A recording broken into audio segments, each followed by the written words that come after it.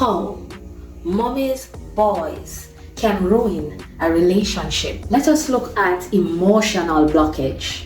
You will always be second to his mother's opinion, whether it is your cooking, your career, or even the way how you fold towels. You will always be second to his mother's opinion.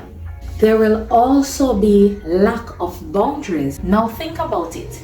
His mom will have a spare key to your house and she can come in at any time and she is not afraid to use it. So there are no boundaries that will be set there. There will also be unfair comparisons in the relationship. He will be like, but my mother never do it that way.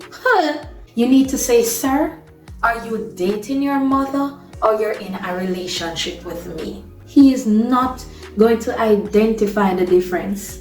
And that's where the unfair comparisons is going to come in place. Ladies, let me be clear. This isn't about hating his mother. This is about setting healthy boundaries.